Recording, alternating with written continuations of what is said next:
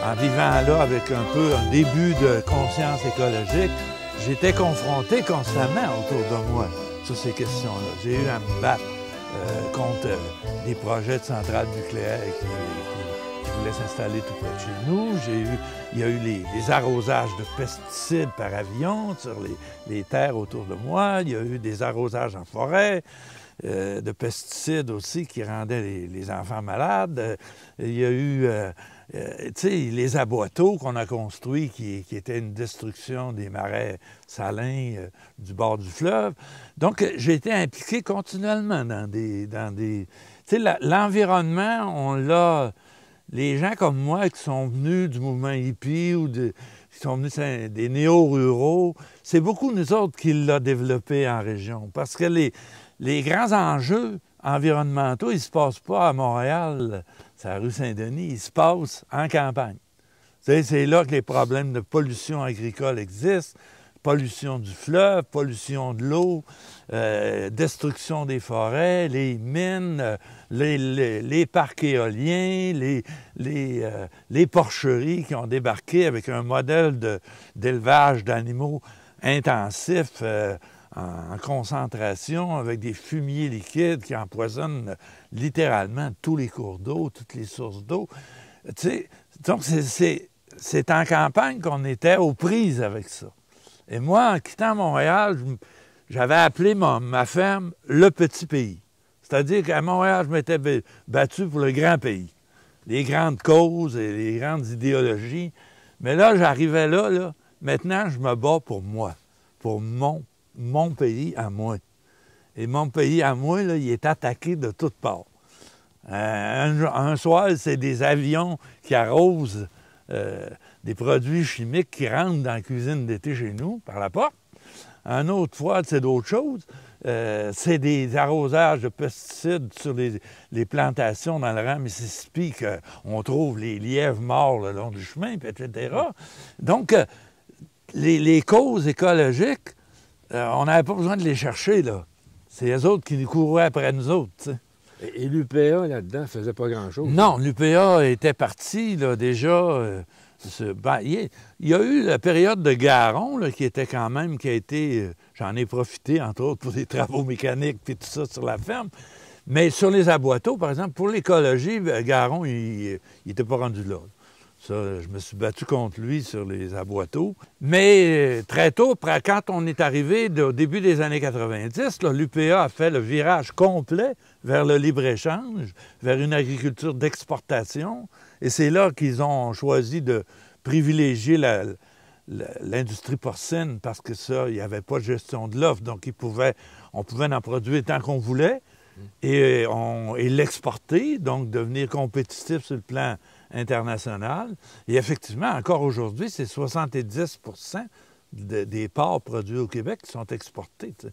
On produit 8 millions de porcs, il y a autant de porcs que de Québécois.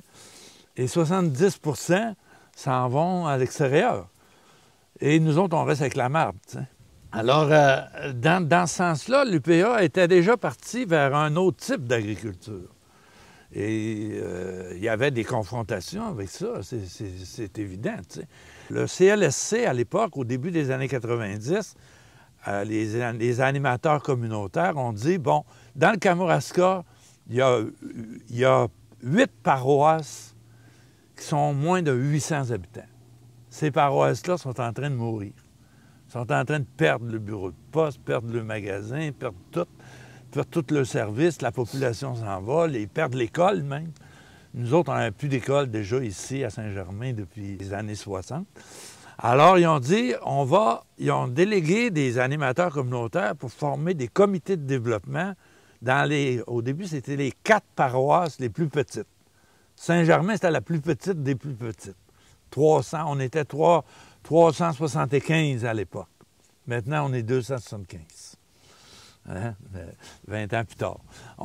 Malgré tout ce qu'on a fait comme développement, Saint-Germain est devenu, dans les années 90-2000, un exemple de développement local, de paroisse, de communauté qui s'est pris en main. T'sais. On a fait des colloques sur l'avenir de la paroisse, on a développé un théâtre d'été, un symposium de peinture. On a fait énormément de projets de développement local. On a fait un grand rassemblement pour rebâtir les campagnes qui étaient de nature même internationale.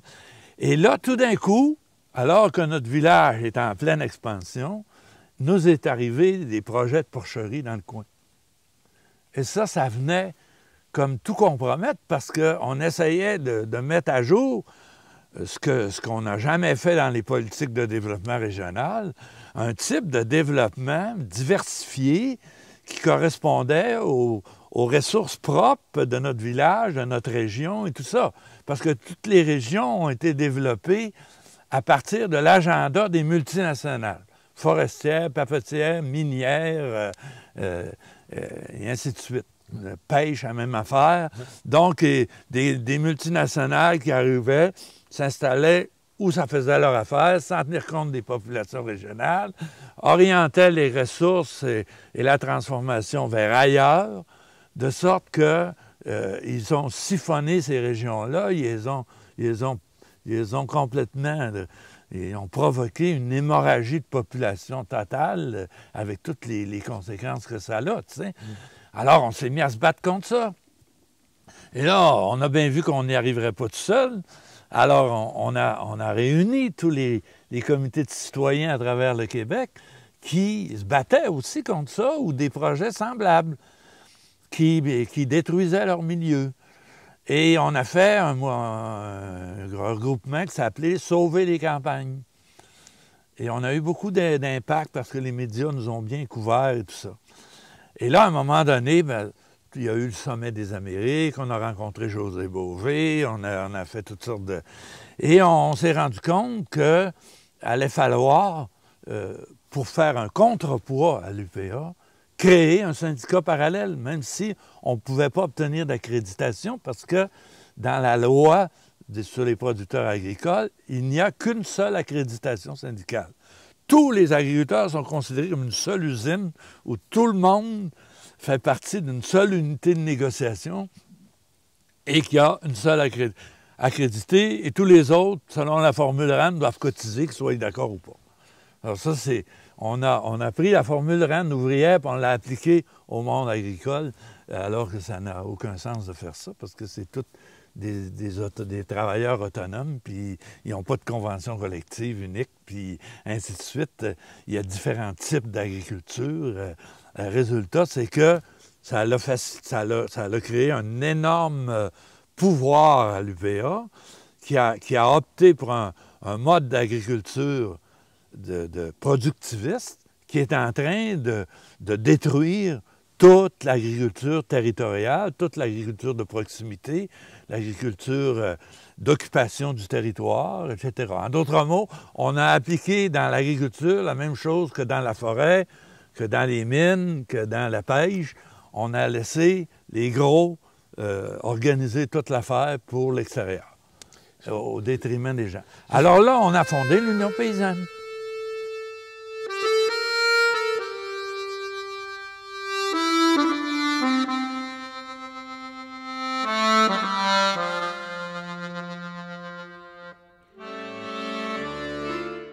vous êtes en selle à ce moment-là pour structurer une alternative à l'UPA. C'est ça. Mais là, les bâtons dans les roues vous arrivent très rapidement. Ah, ça a été, évidemment que ça a été la levée de bouclier complète de la part de l'UPA. Et comme le gouvernement, le ministère de l'Agriculture, ne fait rien sans l'autorisation de l'UPA, bien évidemment qu'eux autres aussi ont dit non, tu sais. Ouais. Il n'était pas question de nous accréditer, il n'était pas question de donner même l'impression qu'ils nous écoutaient, qu'ils nous prenaient au sérieux. Alors, nos gens, nous autres, on est montés jusqu'à 3500 membres, 1500 agriculteurs là-dedans, parce que nous, on avait aussi des citoyens intéressés au débat de l'agriculture. Ces gens-là devaient payer, en plus d'essayer de financer notre mouvement, par les moyens du bord, devaient continuer à payer leurs cotisations à l'UPA, tu sais.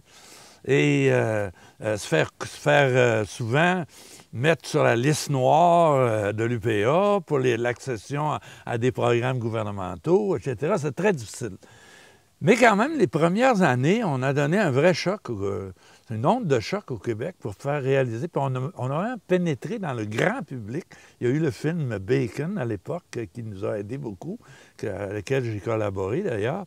Et puis, on a montré aux gens que l'agriculture était en train de complètement virer de bord, là, et de capoter et d'aller vers quelque chose qui était loin d'être une mise en valeur de notre territoire, de notre patrimoine agroalimentaire, etc. T'sais. Et on a gagné le moratoire sur l'industrie porcine, on a gagné un BAP sur l'industrie porcine, et finalement, on a gagné... d'une certaine façon, pas tout seul, mais la commission Pronovo, qui était sur l'avenir de l'agriculture, qui s'est promenée à travers tout le Québec. Il y a eu 800 mémoires, qui a fait un rapport qui était foncièrement les mêmes revendications que ce que l'Union paysanne avait établi, parce que l'Union paysanne avait vraiment, avait vraiment donné une analyse très, très profonde des politiques agricoles en place, puis de celles qui pourraient être développées pour améliorer les choses.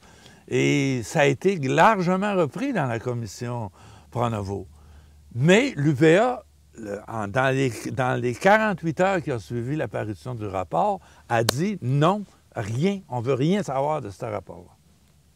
C'est un rapport qui va à l'encontre de tout ce qui, pour nous, sont les piliers du modèle agricole québécois. On est contre. Alors le gouvernement a été contre. Là, vous faites 4 ans et demi à l'Union paysanne. Oui, 5 ans. 5 ans. Et là c'est pas mission accomplie, mais là, il est... C'est-à-dire que j'ai quitté l'Union paysanne parce qu'il y a eu aussi des... C'est compliqué de diriger un mouvement, puis c'est un mouvement au niveau de la province, puis tout ça. Puis moi, je ne suis pas un gars de pouvoir. Quand ça commence à vouloir prendre ma job, là, puis qu'il y a de la compétition pour la job, là, j'aime m'en aller.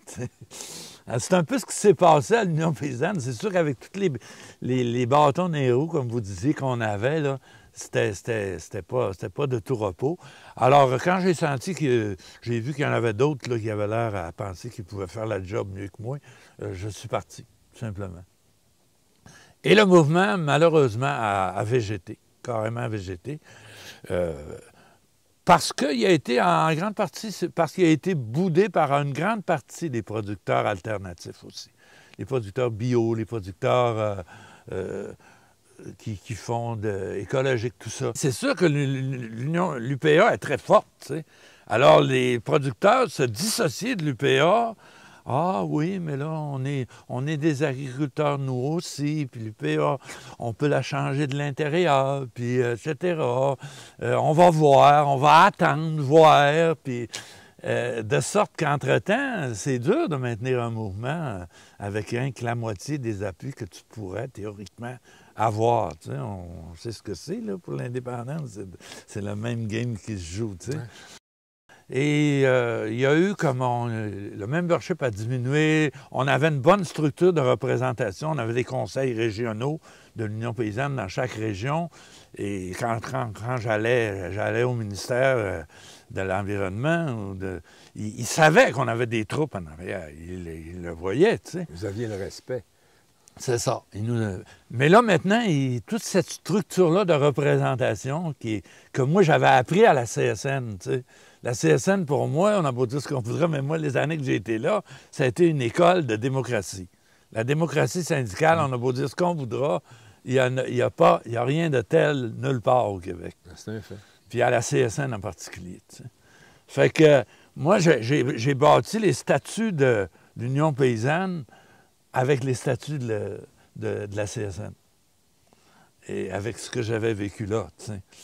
Et je crois à cette structure de représentation-là, où les communautés de base délèguent des membres et où l'exécutif a des mandats de la base et doit rendre des comptes à la base. Je trouve que c'est une démocratie qui fonctionne, ça. La boucle se fait entre les représentants et les représentés. Tu sais. Bon.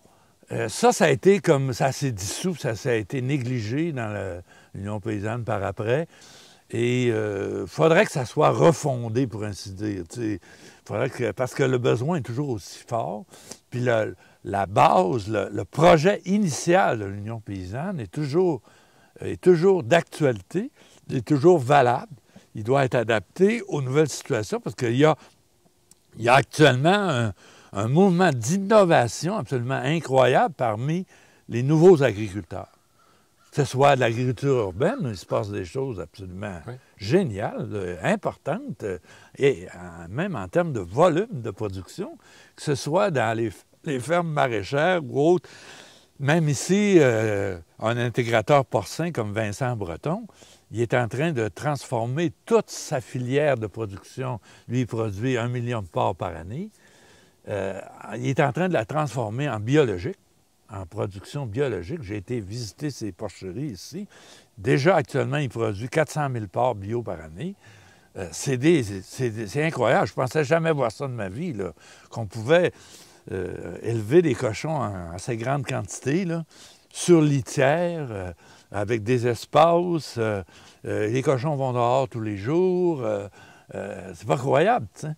J'ai été 1h30 dans la porcherie, je suis sorti de là, j'ai même pas eu besoin de prendre une douche, ça ne sentait même pas. Tu sais. Alors, donc, il y a toute une innovation qui se fait en ce moment, et il n'y a personne qui est comme sa voix au point de vue politique. Il n'y a pas de syndicat, il n'y a pas d'organisation. L'Union paysanne ne joue plus ce rôle-là vraiment. Et donc, ça laisse toute la place à l'UPA pour occuper le terrain.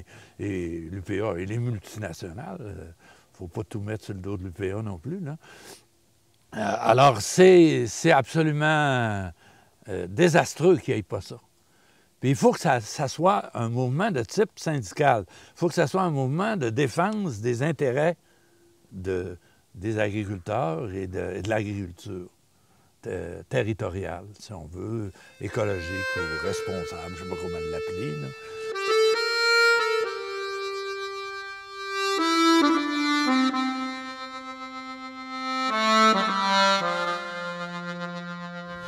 Vous avez été militant toute votre vie. Parce que je viens de la terre, puis j'ai passé ma vie en région, je suis un régionaliste. Déjà là, ça me marginalise beaucoup face aux Montréalais. T'sais. Aux militants montréalais puis aux intellectuels montréalais. Enfin, je ne parle pas juste de militants, je parle d'intellectuels. Moi, je me considère comme un intellectuel, mais un intellectuel très démocratique, très populaire, qui vulgarise beaucoup, qui ne donne pas dans l'érudition. Et déjà ça en est un élément. Ensuite, l'autre élément, c'est que je n'aime pas m'enfermer dans une idéologie. L'idéologie déforme rapidement la réalité. Je reste proche j'aime mieux rester proche des gens, proche de la réalité, être capable de faire des accommodements parce que la politique, ça travaille avec le temps. Tout ce qui est changement, c'est le temps. Et puis, c'est du relatif. Et j'ai adhéré à plein de choses à mesure que j'avançais. J'ai été indépendantiste, j'ai milité pour le PQ, j'ai travaillé pour les référendums, pour le oui. J'ai été continuellement impliqué là, à 100% dans des choses, mais toujours capable de relativiser ces combats-là. Parce qu'autrement, on périt comme militant. T'sais. Moi, je dis souvent, comme militant, il faut survivre. Hein? C'est dur d'être militant. C'est pas un métier facile d'être militant. T'sais. Ça demande beaucoup de courage. Je me souviens de la rencontre que j'ai eue avec José Bové. Il nous avait expliqué, ça m'a marqué pour la vie. Tu sais, lui qu'on voyait, José Bové, là, couper des champs de maïs au GM et tout ça, il nous avait expliqué comment il trouvait ça dur. Comment ça prenait du courage pour aller faire ça, puis affronter la police, puis tout ça. Tu sais. Ça m'avait fait tellement de bien, parce que moi, c'est pas dans ma nature d'aller me foutre dans la guerre, dans la bagarre, tu sais, comme des manifs comme on a eu dans les années 70, qu'on ne savait jamais si on allait en sortir, tu sais, vivant, tu sais. J'ai fini par aller en prison, d'ailleurs, une fois, tu sais. Mais bon, alors, si on veut survivre comme militant, il faut se garder une certaine arrière-plan, tu sais. C'est une certaine relativité. Tu sais. Il faut relativiser les combats qu'on fait aussi, tu sais, parce que il faut se garder une vie privée, il faut être capable de se garder une vie privée, d'avoir un refuge personnel, tu sais. Et ça relativise beaucoup de choses, tu sais, dans l'action. Tu sais. Le fanatisme, c'est pas bon. C'est pas bon intellectuellement, c'est pas bon psychologiquement, c'est pas bon pour la morale, puis c'est pas efficace. On peut défendre des choses qui dérangent beaucoup, qui remettent en question beaucoup de choses, mais le faire pas d'une façon fanatique. Parce que le fanatisme, ça s'inspire d'une sorte de sentiment d'avoir la vérité, puis que c'est un dogme, puis c'est rien que ça qui est vrai, puis c'est le bon, c'est le vrai, puis le pas vrai, puis c'est noir ou blanc, tu sais, c'est pas comme ça dans la vie. Puis moi, j'aime beaucoup les gens. J'aime les gens ordinaires. Tu sais, je vais au centre d'achat à Rivière-du-Loup, puis les gens, les vieux monsieur viennent me parler, tu sais, parce qu'ils me connaissent, ils m'ont vu à la télévision. Ils se rappellent de l'Union paysanne. L'Union paysanne, ça a marqué les gens. Les gens me reconnaissent partout, même si ça fait 10 ans que je m'en occupe plus. Alors, j'aime ça parler avec eux, puis je les trouve... J'ai horreur quand je vois les gens, des intellectuels, dire « Ah, on ne fera jamais rien, 50% d'analphabètes au Québec, c'est des ignorants qui se font coloniser par tous les médias. » Pas vrai, c'est pas vrai. Les gens sont pas fous. Les gens sont pas si ignorants que ça, aujourd'hui. OK, il nous en manque des bouts, là, parce que des fois, c'est simplifié dans les médias. Mais moi, les gens, ils me parlent, puis je les trouve extrêmement renseignés, tu sais. C'est pour ça que je veux pas... Je me sens plus à l'aise avec eux qu'avec les intellectuels de gauche. Pourtant, je suis à gauche. Mais c'est pas ça pour moi, la gauche. C'est pas citer Karl Marx ou Gramsci à toutes les deux lignes. Tu sais. C'est être capable d'être avec le monde. Tu sais. Pas du club. Pas du club. Les gens me connaissent, les gens, les militants à Montréal, les intellectuels, tout ça, la gauche, ils me connaissent, mais je suis pas dans le club. Parce que d'abord, je suis en campagne, tu sais, je suis en région. Je suis vraiment d'origine terrienne, paysanne, puis ou une ferme d'autosuffisance. Donc, je suis toujours resté fidèle à ça. J'y suis revenu d'ailleurs. Et c'est un peu, je dis souvent que parmi les militants aujourd'hui en ville, tout ça, à Montréal, je fais un peu figure d'un militant indigène parce que non seulement j'ai été élevé sur la terre, je viens d'une région, j'ai travaillé presque toute ma vie en région et je suis resté fidèle profondément aux petits, au monde très ordinaire. Il y a un moment donné, peu de temps après qu'on ait fondé l'Union paysanne, j'avais rencontré Falardeau sur le trottoir à Montréal. Falardeau qui dit « Sacrement, les farmers sont dans la ville! » Je l'avais trouvé sublime. Tu sais. Moi, tu m'insulteras jamais en me traitant de farmer. Au contraire, pour moi, c'est un passeport. C'est un beau titre pour l'émission. Les farmers sont en ville.